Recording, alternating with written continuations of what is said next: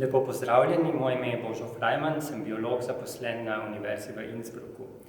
Zdaj vam bom prebral Darwinovo poslanico ob Darwinovem dnevu leta 2023. Evolucija je gonilna sila razvoja raznolikosti v živi naravi.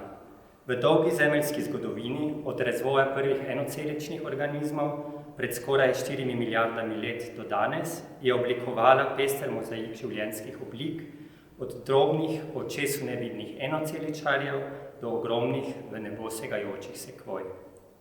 Milijarda let evolucijskih sprememb je bila potrebna za razvoj fotosinteze v skupini bakterij.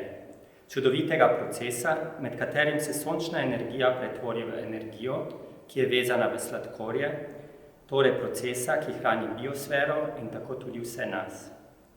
In še 2 milijardi let kasneje so se razvile prve rastline.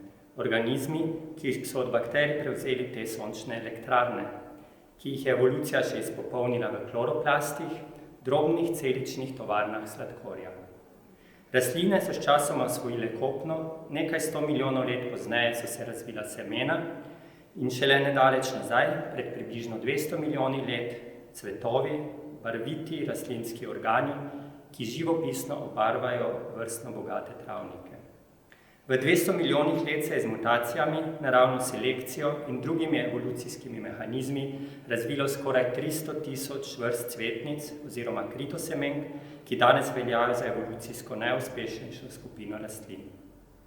Kdo ne pozna žafranov, zvončkov in trobentic, ki nas vsako pomlad znova razveselijo s svojimi barvitimi cvetovi, lipe, ki nam dela senco v vročih poletnih dneh, ali nas pogreje z zdravilnim čajem po zimi.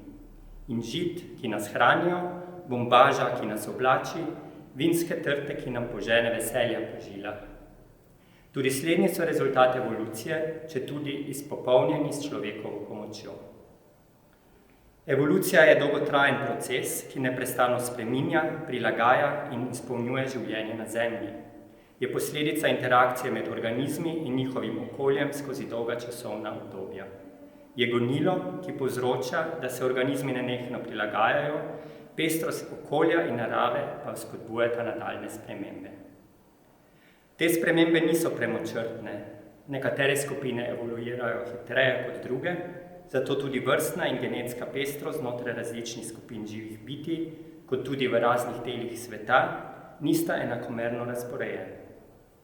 Številni dejavniki, od podnebja in podnebnih nihanj v preteklosti, preko geoloških procesov in raznovrstnosti prsti do zapletenih interakcij z drugimi organizmi, vplivajo na nastajanje novih vrst in diversifikacijo in tako botruje neenakomerni razporeditvi biotske pestrosti. Če veljajo tropi za globalno središče biotske raznovrstnosti, je Slovenija, kar se biodiverzitete tiče, gotovo v samem vrhu Srednje Evrope. Pri nas je bilo zabeleženih skoraj 3000 samoniklih kritosemenk. Ta številka je primerljiva s številom vrst v Avstriji, ki pa je 4-krat večja kot Slovenija. Na Hrvaškem, ki je 3-krat večja, jih je le dobrih 1,5-krat več, v 4,5-krat večji Madžarski pa je samoniklih kritosemenk precej manj kot v Sloveniji.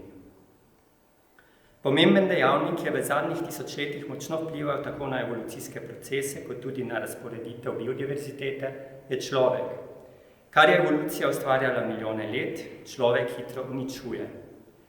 Izumiranje vrst je sicer naravni evolucijski proces, vendar pa hitrost izumiranja v zadnjih stoletjih in zlasti desetletjih močno narašča zaradi negativnih človekovih vplivov.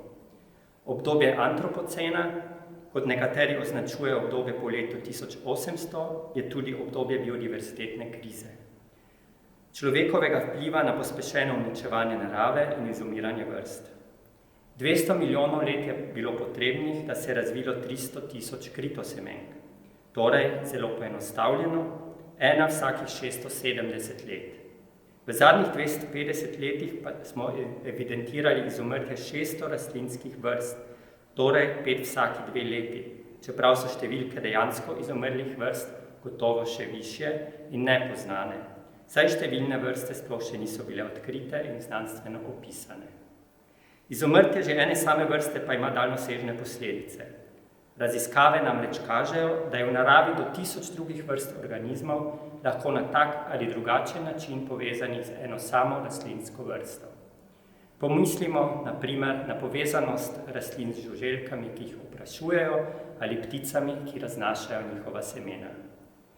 Na biodiverzitetni konferenci Združenih narodov v Montrealu konec leta 2022 je bila javnost soočena z alarmnimi podatki o biodiverzitetni krizi, o dramatičnem krčenju narave, ki jo povzroča človek. Dejstvo je, da je število prebivalcev na Zemlji preveliko in za ohranjanje sedanjega načina življenja bi potrebovali 1,6-kratno površino Zemlje. Ekosistemi ne morejo slediti našim potrebam in 75% zemeljske površine je bilo zaradi človekovega delovanja bistveno spremenjene. Alarmantno je, da milijonu od približno 8 milijonov rastlinskih in živalskih vrst na svetu grozi izumrtje. Zlasti širjenje kmetijstva naj bi povzročilo 70% predvidene izgube kopenske biotske raznovrstnosti in izumrtje številnih vrst. Izguba narave pa ima daljnosežne posledice. Poškodovani in uničeni ekosistemi pospešujejo podnebne spremembe, ogrožajo prehransko varnost ter predstavljajo grožnjo obstoju in dobrobiti človeštva. Preobrazba je mogoča, potrebne pa so korenite spremembe v odnosu do narave, od globalne do lokalne ravni. Vsi nosimo odgovornost ne samo za našo dobrobit, ampak zlasti za dobrobit prihodnjih rodov. Ne samo globalno izumiranje, tudi izumrtje vrst na regionalni ali lokalni ravni ima negativne posledice. V lanski novi izdaji rdečega seznama ogroženih rastlin Avstrije so avtorji zabeležili trend naraščanja izumrlih in ogroženih vrst v primerjavi s stanjem leta 1999, pa tudi močno povečanje števila neofitov, priseljenih vrst, ki prav tako ogrožajo naravne ekosisteme. V samo 22 letih je tako v Avstriji domnevno izumrlo 13 vrst rastlin, 37% vseh vrst pa je tako ali drugače ogroženih. Predvidevamo da je stanje v Sloveniji podobno, vendar bi po 2 desetletjih od izida zadnjega rdečega seznama bilo nujno ovrednotiti trenutno stanje ogroženosti vrst in seznam ustrezno posodobiti. Politiki bi se morali bolj aktivno vključevati v varstvo narave in v njej živečih rastlin in živali. Kajti kakšno bi bilo okolje in življenje brez njih? Prav zaradi tega prepleta vrst, ki vsakemu kraju Slovenije in našega planeta daje nekoliko drugačno podobo, tako radi zahajamo v naravo, katere ravnovesje in stabilnost ustvarjata osnovo našega zdravega življenja. In prav zato je odgovornost in naloga vseh nas, da aktivno prispevamo k varovanju žive narave, da jo ohranimo v vsej pestrosti za prihodnje rodove.